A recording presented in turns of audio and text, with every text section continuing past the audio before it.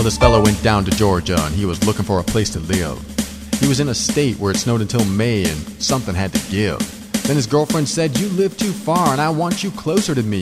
So this fella packed up his truck and said, "Then that's where I want to be." Now, hun, you probably don't know, but I have aspirations too. You see, I've got this show, The Overwhelmed Brain, and every week it's what I do. She said, "I've never heard of your show, but I'm sure it's probably fine." Well, then listen close to this episode, number 79. And she said, "I'll open my mind and I'll give it a little spin." Well, hold on to your hat, you won't regret. The show's about to begin. Time to put on your headphones for the latest episode. The shows like this don't come around but every week or so. By listening, you'll always win and accomplish all your goals. Stick around and you'll nurture your soul. Rising higher than mainstream thinking. Are you annoyed by affirmations? When someone tells you the secret to happiness is to think positively. Are you grateful to burst out of that bad dream and start listening to more realistic viewpoints? If affirmations feel like lies and positive thinking feels like denial, then start the journey of incredible learning and growth so that you can create the life you've always wanted now.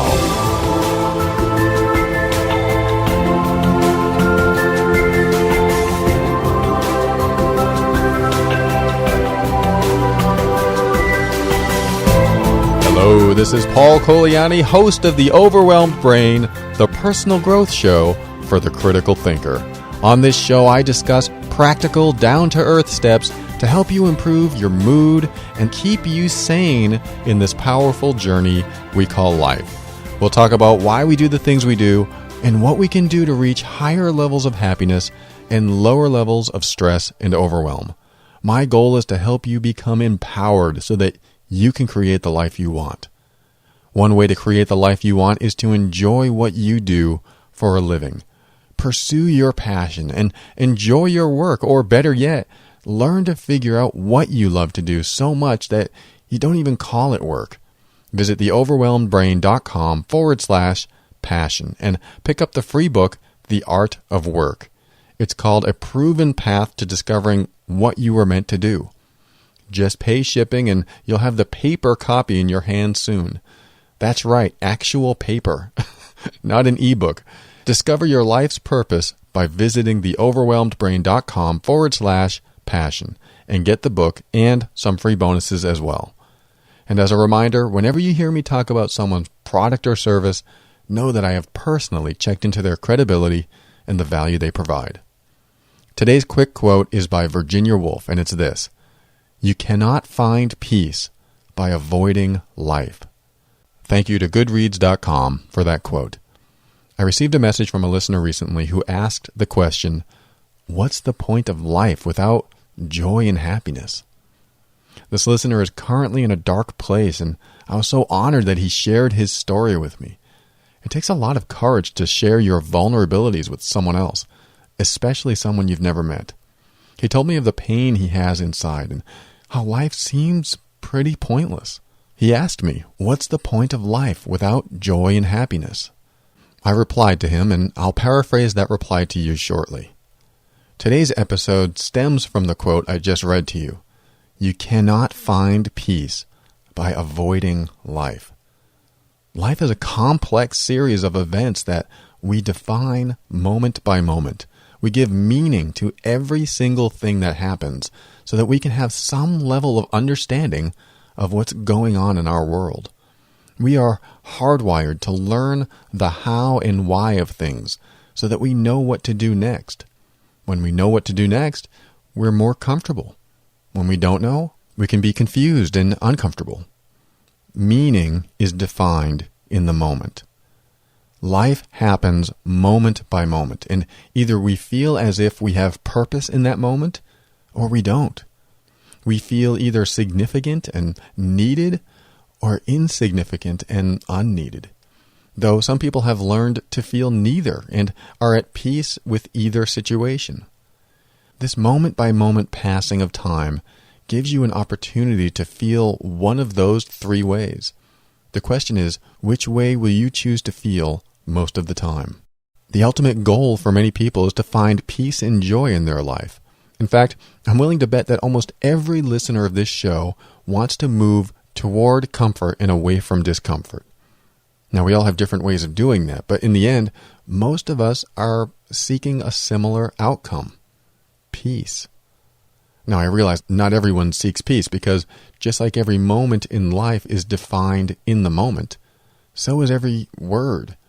The word peace to me means that the resources I need flow easily into my life, and I'm able to handle every challenge that comes my way. However, the word peace to someone else could mean something entirely different. They might see peace as having no challenges and no stress and nothing to fear. My perspective of peace includes challenges, but the other example does not. And of course, there are other viewpoints as well, but working with these two particular examples, can you tell which one would be more realistic, more rewarding, and more fulfilling overall? Now, since I know that challenges are going to come into my life no matter how well I set myself up for a situation, the realistic approach works best for me. It's realistic to know that challenges beyond my control are going to happen. So it's best to evolve myself to be the person that is able to handle those challenges so that I can prepare for even bigger ones if and when they happen. The great thing about that is the more you face each challenge instead of shy away from it, the more you learn, the more resilient you become, and the happier you are. Yes, happier. When you accept that challenges are a part of life and that they are there to help you become happier, you start enjoying life a little bit more. Of course, that's if you choose to face the challenges. If you see a challenge and shy away from it, then you stay where you are. By staying where you are, you never get closer to that comfortable place you want to be.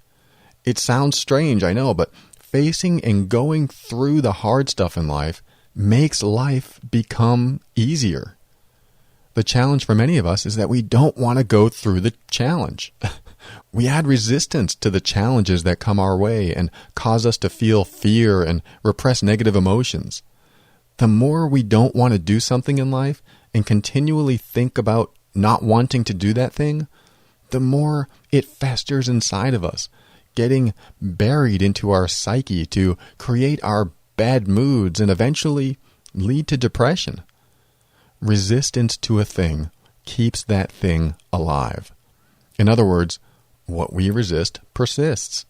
It has to, because resistance is a continuous avoidance of what we don't want in life. By resisting something, it consistently shows up in our life. For example, many years ago, before I got married, I told my fiancée that I didn't want to get married until we were debt-free. I kept resisting getting married until I had no more debt. In every sense, I was essentially resisting debt. I was focused on not being in debt, and even added the stipulation that as long as I was in debt, I would not get married. Finally, the day came where she and I got married. It was the same day we were completely debt-free. Yep, we had absolutely no money to our name, completely free of debt, and also broke and homeless. It was so ironic. I mean, I didn't mean to time it that way, but our marriage just happened to occur on the same day we lost our apartment and had no money left in the bank. By definition, we were absolutely debt-free.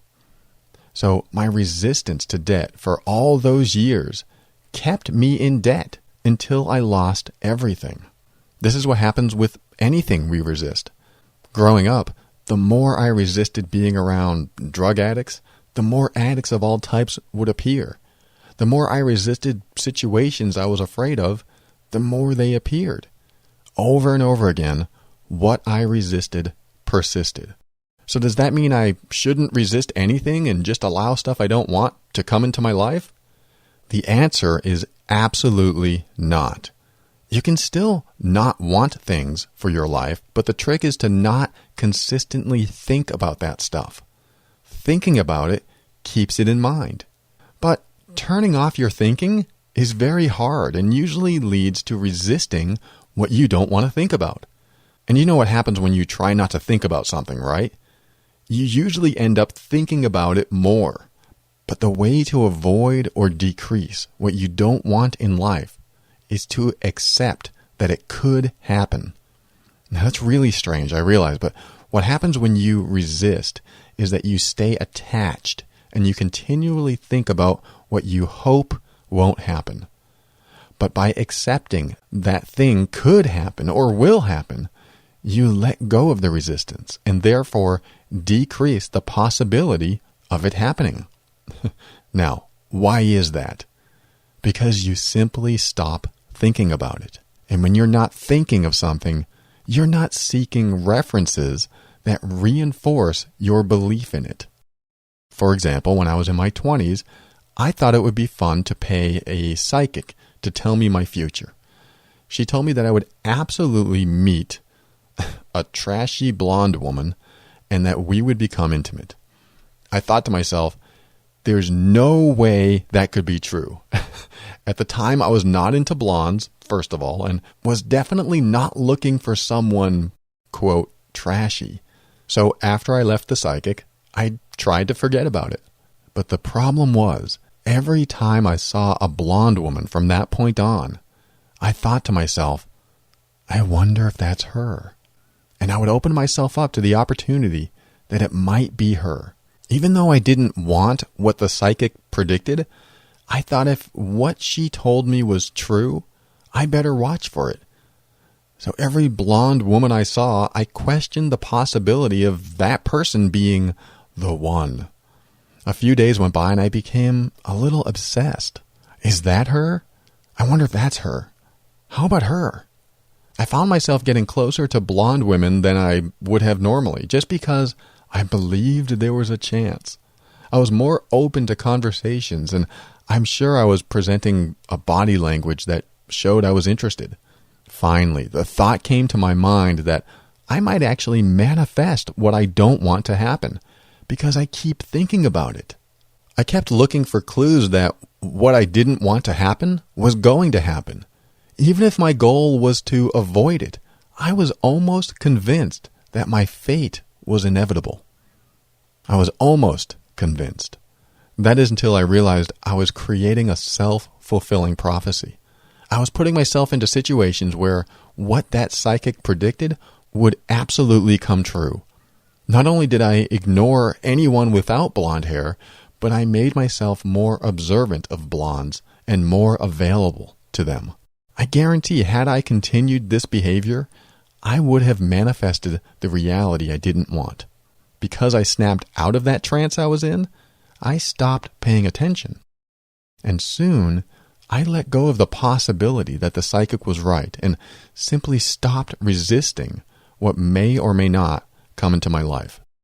Now, this is what I mean when I say, when you resist something, you stay attached to the possibility it will happen.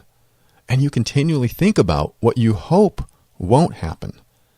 By accepting that what you resist could or will happen, you let go of hoping it won't, and therefore decrease the possibility that it will, because you stop looking for clues that it might. Wow, wrap your brain around that one, but it's true more times than not. So when you think about the quote, you cannot find peace by avoiding life, that to me says that when we avoid or resist anything that life may throw our way, we develop stress and fears, anxiety, and all kinds of bad feelings. But when we don't avoid and simply accept that life is challenging and will throw a curveball at us time and time again, we lower stress and anxiety and get to live peacefully in between the chaos that can happen. But what gets people is that instead of living peacefully in between the chaos, they choose to live stressfully most of the time. This is where we're heading with today's episode. Joy, happiness, peace, or whatever word you want to use can be so difficult to attain If all you're doing is worrying about the next moment and the moment after that, there's no escaping stressful times because that is a part of life. You can't avoid life, but you can prepare for life just a little by allowing what you fear to be a part of your reality. If you still have trouble understanding how peace comes from that, just remember that resistance keeps your fears alive. The more you fear, the more it compounds. And the more you give in to fear, even though that's probably not the best way to say it, the more you'll experience that what you fear most never happens anyway. There is meaning in life even when it feels meaningless. There is joy and happiness even when you don't believe there is. It's there. It's inside you. But when you're stressing between the chaotic moments instead of just during the chaotic moments, you never allow it to be. Let's talk about those moments in between the chaos.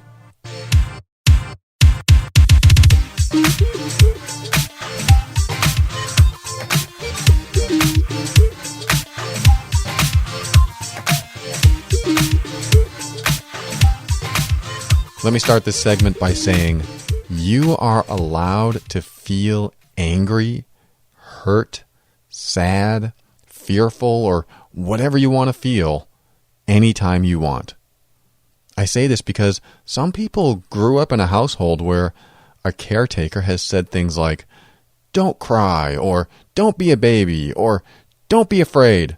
Most of the times these things are said with good intentions in hopes to make the child feel better. But sometimes there's anger or fear behind those words. When we were children, we didn't always understand what was being said to us, so we took things more literally and sometimes more permanently. Being told, "Don't be such a baby, only babies cry," can lead to a lifetime of repressed emotional pain, which can lead to big challenges in life. Men typically experience this more than women. A lot of dads out there want their sons to man up and face danger with machismo and no fear. But sometimes this programs us guys to swallow our emotions and have less compassion or sympathy. I mean, this happens to women as well, but I'm willing to bet that you know a lot more men that have trouble expressing their emotions than women. And regardless of the majority that experiences it, repression of emotion is prevalent throughout the world. When you repress your negative emotions, it's like bringing a freight train to a full stop. You know what that's like? A typical train with a mile of cars attached to it can take up that entire length to stop. In other words, once the brakes are applied, the train still travels for 1 mile before coming to a complete stop. So imagine how much energy it takes to stop a train. Now apply that to your emotions. Imagine you're in a conversation and someone says something you disagree with, and maybe even angers you. Using the train analogy, you can continue the conversation and allow your emotions into it. The train is moving forward, and so are your emotions. You might say, "You know, what you just said makes me angry. I want to address this right now." This is forward momentum. You're choosing not to repress your emotions. Repressing them would be like stopping the train. Remember how much energy it takes to stop a train? Well, apply that to your emotions too. When the train is going forward, then you are flowing and honoring yourself. Your thoughts, feelings, and emotions have momentum. And by not repressing what comes up, you keep that momentum going. This keeps you from storing any negativity that could come up later in other ways. But let's say during the conversation, you decide not to express your anger in this case. Let's say that you got triggered, felt a lot of anger, and swallowed it instead. This would stop your train of emotions. The energy it took to do that was tremendous, and by stopping that flow of emotions, it's like stopping the train. You end up swallowing those emotions, stopping the forward momentum. But the energy it takes to stop the flow of emotions has to go somewhere, right? Just holding back builds more negative emotions about the situation. I don't typically use ambiguous words like energy, but it seems like the perfect word to use when you repress an emotion. You stop the forward momentum of emotional energy and stuff it down, repressing it. I was talking to a coaching client a few days ago, and we talked a little bit about invalidation. Invalidation is what happens when you feel like you don't matter.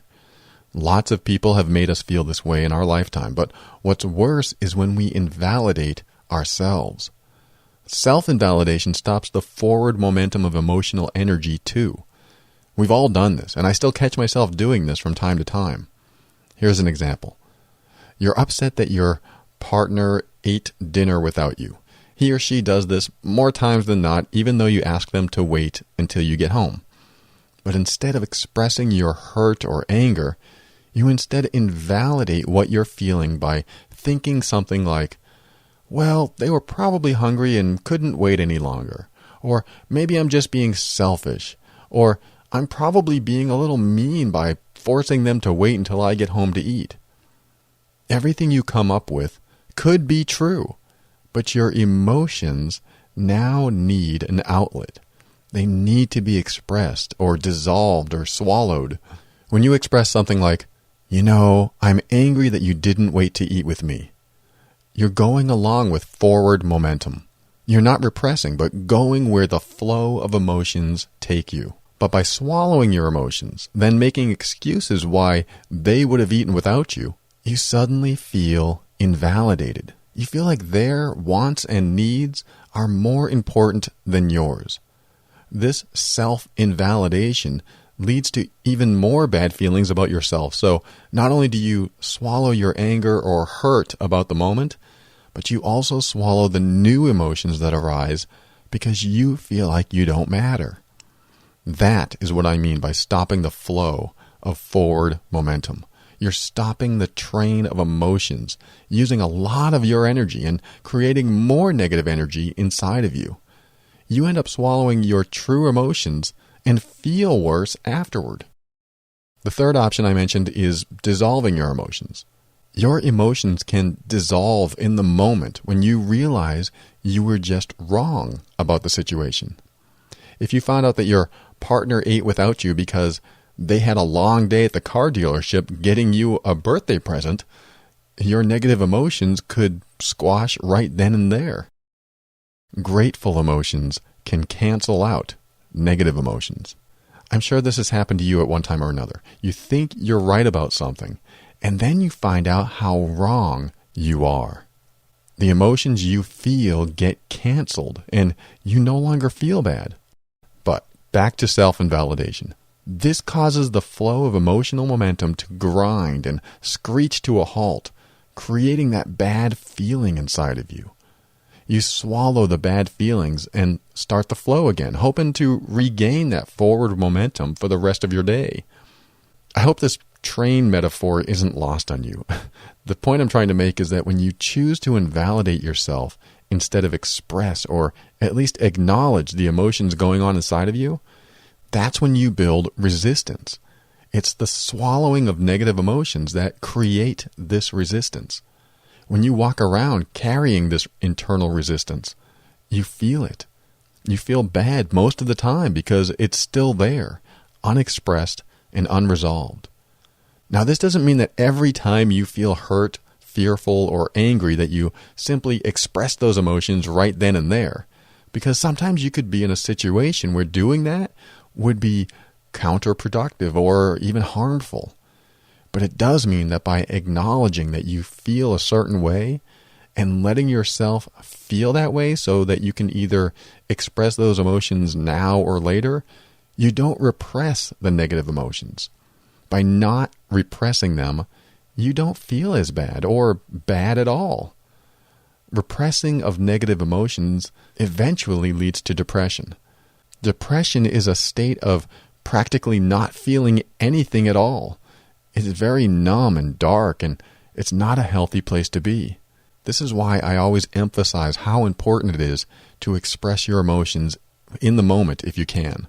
And if not in the moment, with someone later on that you label as safe.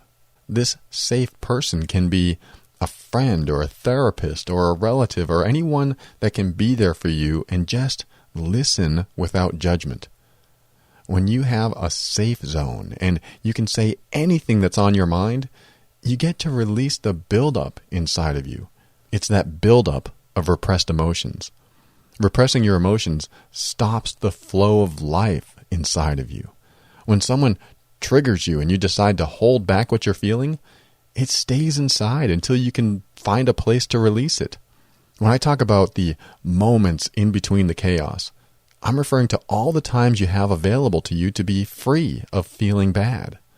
But when you're storing all those unexpressed emotions, the times between the chaos are just as bad as during the chaos, creating an unhappy life. This is not where you want to be, but it is absolutely where you end up staying when you keep stopping the train. When you keep stopping the forward momentum, the flow of thoughts, the feelings, and the emotions that just want to be continually expressed.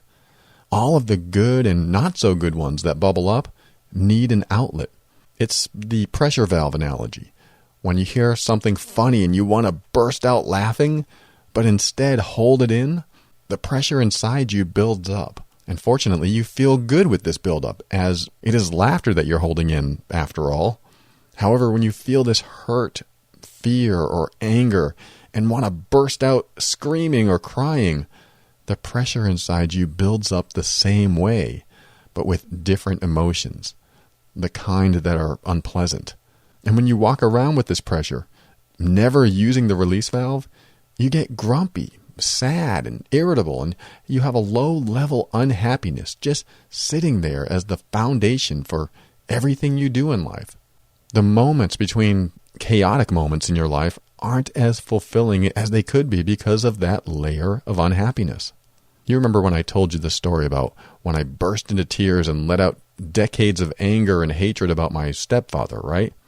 If you haven't heard it, just know that one day during my depression many years ago, my girlfriend at the time wanted to know what was wrong with me. I simply didn't know.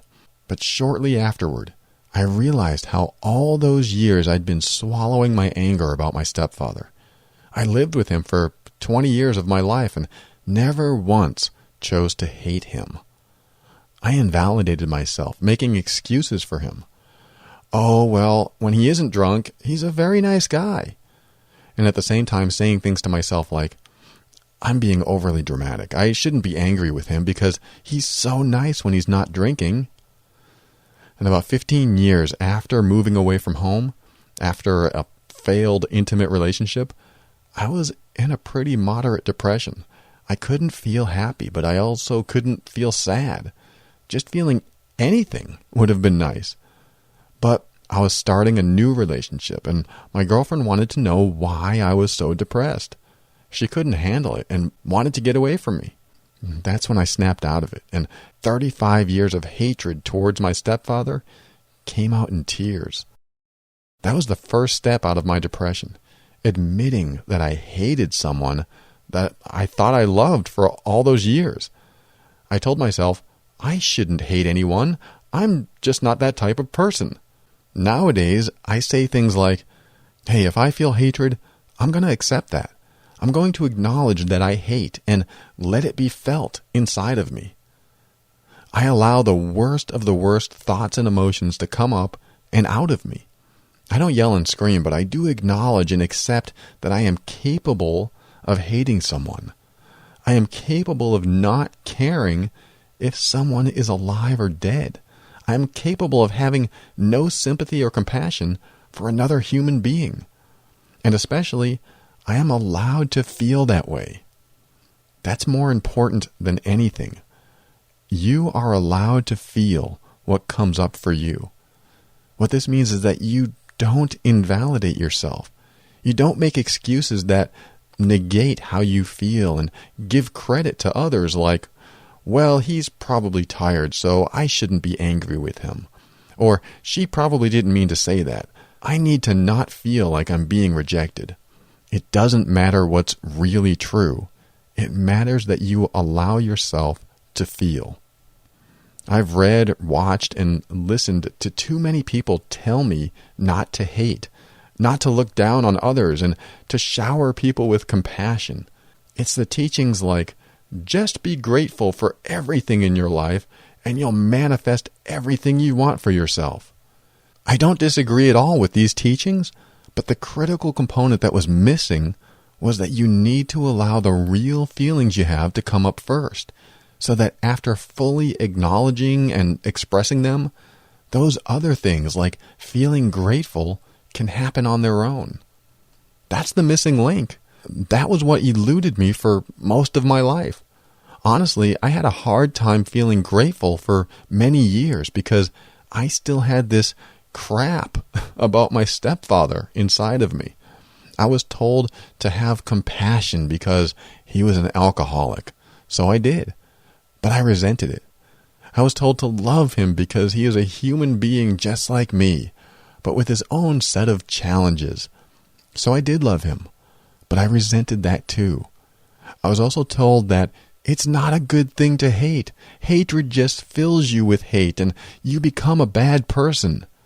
So I chose not to hate, and that built up the resentment even more.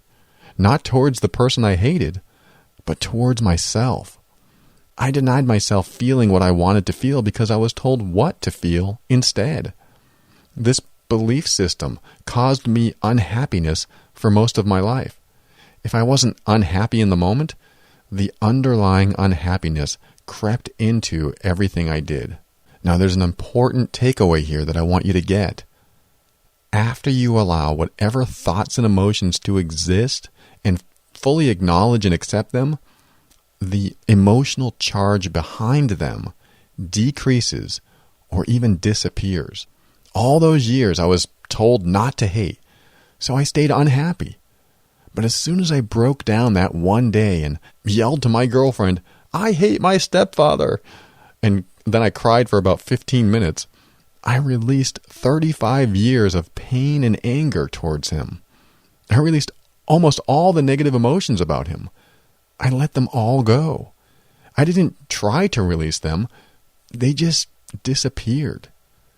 I finally spoke my truth.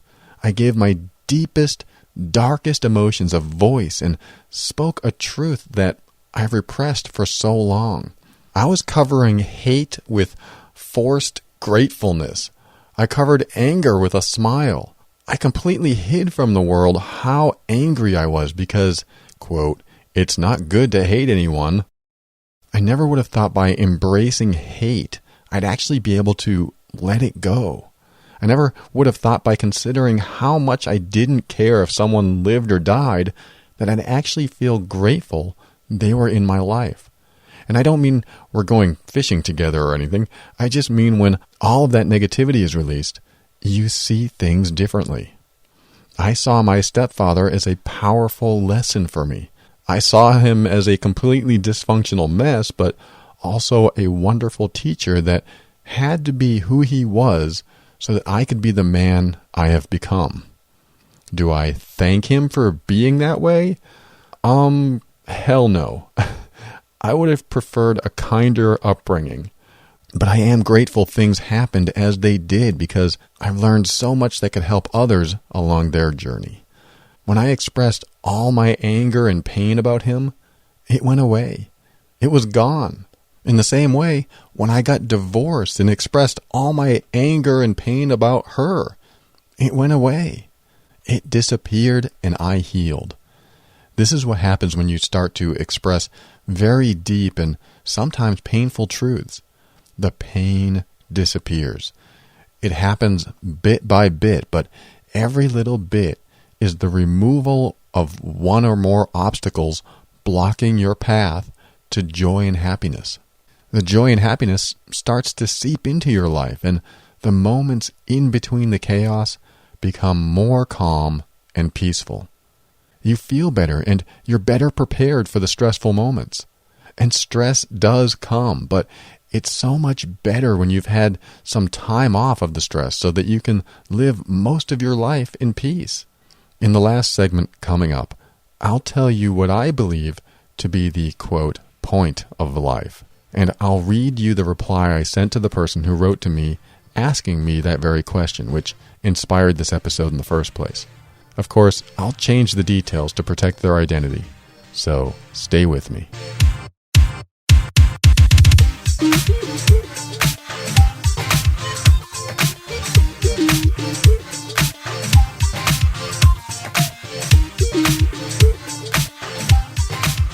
What is the point of life without joy and happiness? That was the question I received. It was accompanied by a story of dark times and bad feelings. So many people have experienced such hard times in life, and it's sometimes difficult to find the joy and happiness that we all deserve. But my take on the point of all of this, or the meaning of life, is something I said at the beginning of the show. Meaning is defined in the moment. The purpose of life is about seeking purpose for every moment in your life. It's not about defining the minutia, but more like the highlights. This goes along the lines of there's a reason for everything thinking.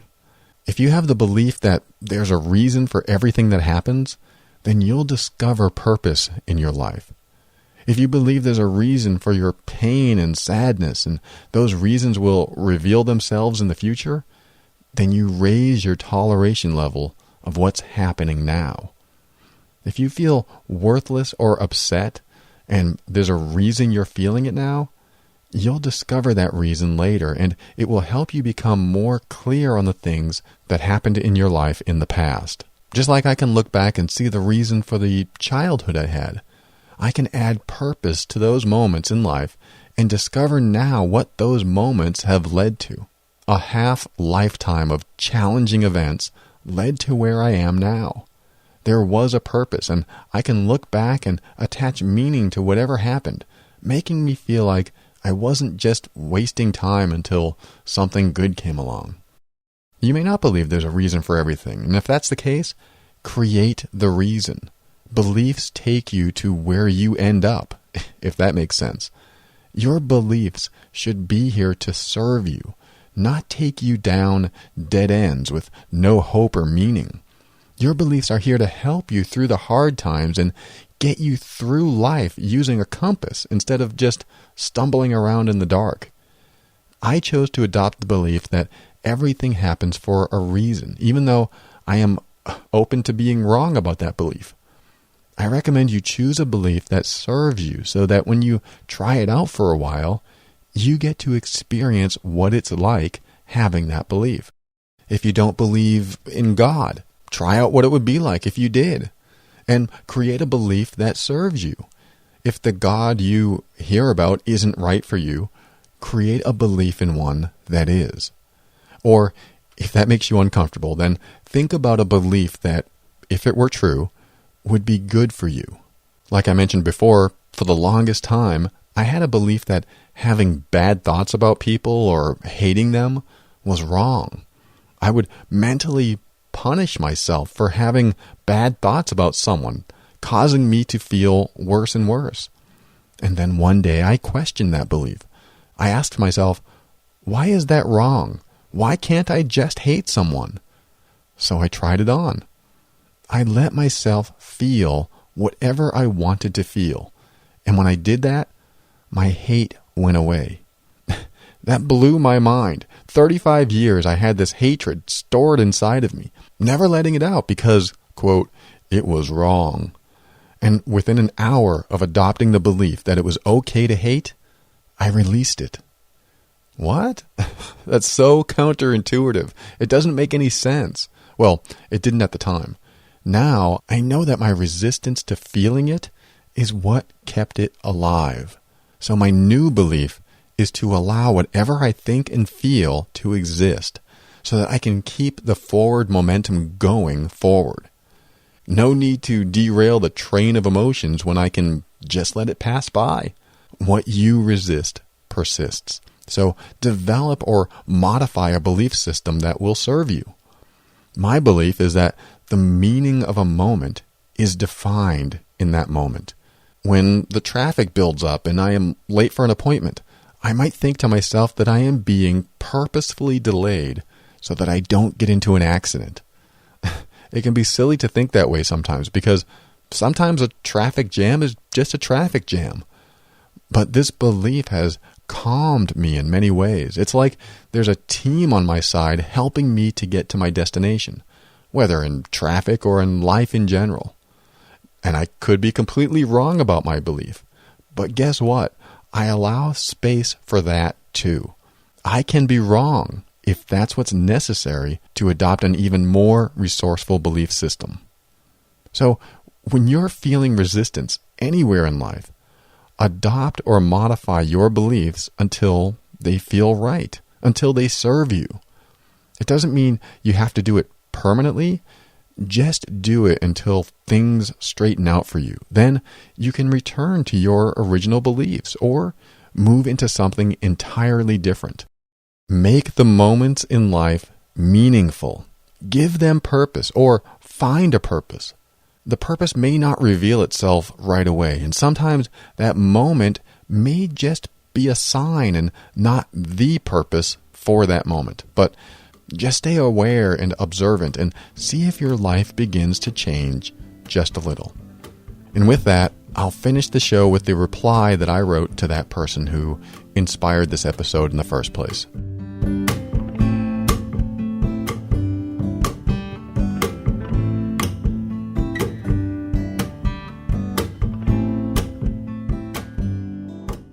I remember when I lived in Florida. There was a point in my life I really didn't care about anything or anyone. I didn't even care if I lived or died. I was depressed, but I didn't know it. Being depressed caused me to have suicidal thoughts. The thoughts would come and go, but it was strange to me to have them because I always thought I was one of those positive thinkers. Yet, there I was thinking, geez, it'd be so much easier to just go. And then I thought about my mom and how it would absolutely crush her if I did that. She might have been the reason I didn't pursue that path because I just imagined her living the rest of her life in pain and misery. And suddenly I felt selfish. I felt like just because I don't like being here at this moment doesn't mean others wouldn't suffer if I left. So, do I suffer so that others won't? That was my dilemma. I pretended to imagine what people who loved me would go through after I died. How would they be? Would they think of me? There are lots of people that would think of me. I know that's true. After I chose to live so that no one else would suffer, that did bring some tiny consolation to my suffering. Then a few years later, I remembered when I felt depressed and was so grateful I didn't take the path I was contemplating. I reached the bottom, but made the choice to stick around. I look back in my life now and remember all the times I didn't feel good and how I wanted some moments to just end. And then I think about the happier times I had and realize, wow, I just needed more time to feel better. What I realized about depression is that the decisions we make during that time are clouded. And because they are clouded, they may not be reasonable, nor what we really want for ourselves. Just like an airline pilot shouldn't fly a plane when he or she is too tired, people shouldn't make life-changing decisions when they are clouded, especially decisions that would end their own life. Finding a safe person to share everything with, all your pain, shame, embarrassment, regret, anger, and hatred, and anything else that comes up, does feel better. But it also feels like failure. You can feel like a failure when you tell people what hurts you most. It feels like you didn't get very far on the evolutionary scale and that you now have to admit defeat to the emotional pain you are experiencing. It feels like failure, so you're probably scared to do it. After all, who wants to fail? But failure is the exact direction I want you to go. If you really want to let all of this go, you have to fail. And I mean fail in the sense that you must be vulnerable and let people know just how bad or hurt you feel from all the terrible things that have happened in your life. Saying the hard stuff like, so-and-so cheated on me, or so-and-so abused me, or I hate that person and I wish they were dead. They made me feel like an idiot and I'm so stupid for following along. These are deeper thoughts and feelings that I started expressing to release some of the deep-rooted anger I was feeling. When you find that someone you can feel safe talking to and fail in front of them by expressing that anger, shame, embarrassment, and feelings of inferiority and other things, you can start releasing years of unexpressed, unresolved anger and fear. This does work. I found almost always that when I allow my fears to come true, they don't. When I step into what I resist disappears. It's this resistance that causes the hurt, and when we repress the hurt, we stuff the negative energy of that hurt down within us, creating clouded thoughts and blocking the joy that wants to come out. All I can tell you, my friend, is that I've been there, and after it passed, and yours too shall pass, I was able to think more clearly and make more resourceful decisions for myself. I know this sounds counterintuitive, but don't be afraid to fail, because that is the path to peace. Fail by becoming vulnerable with someone. Yes, you have been hurt and betrayed. So who can you trust to tell anything to? I mean, your deepest, darkest secrets or pains or fears. And if you can't think of anyone, find a therapist. And if it gets really bad for you and you're thinking about taking your own life, then at least call the suicide hotline first. They want to hear your struggles and have helped others going through the same thing. Their number is 1-800-273-8255. I'm not saying you're on the verge or not, but I would be foolish not to suggest that you call that number if your thoughts are taking you down that dark road. You don't even have to identify yourself when you call. I fail every day, or at least once a week, by revealing a vulnerability about myself on the air, to the world.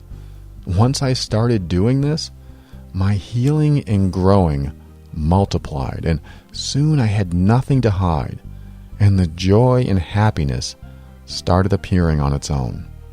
You are not alone, my friend. I'm honored you shared your story with me.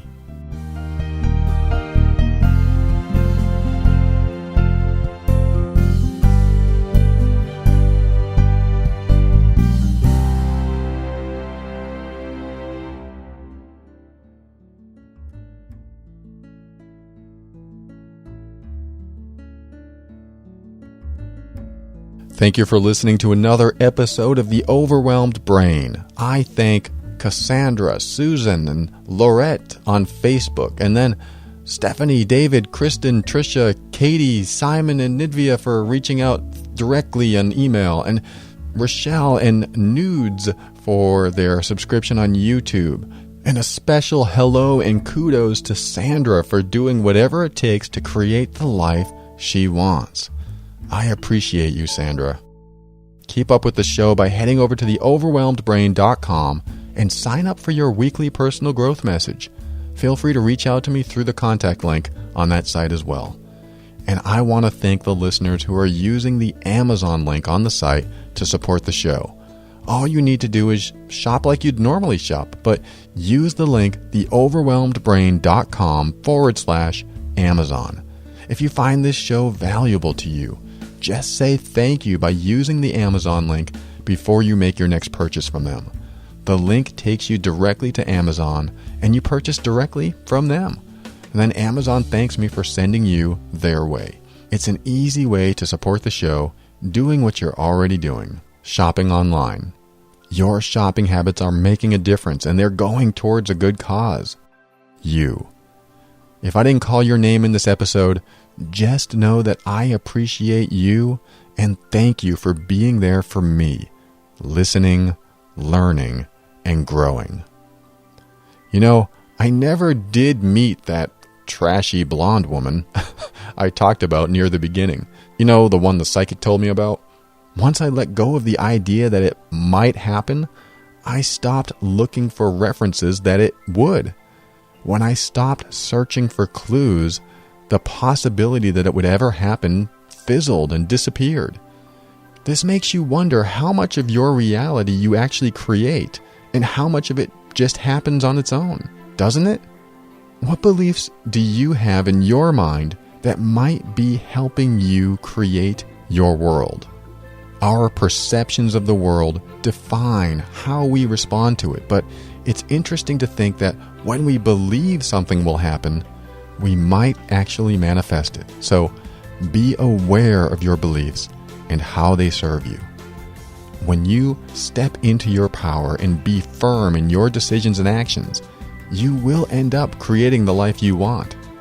And then soon, you'll discover what I already know to be true about you, that you are amazing.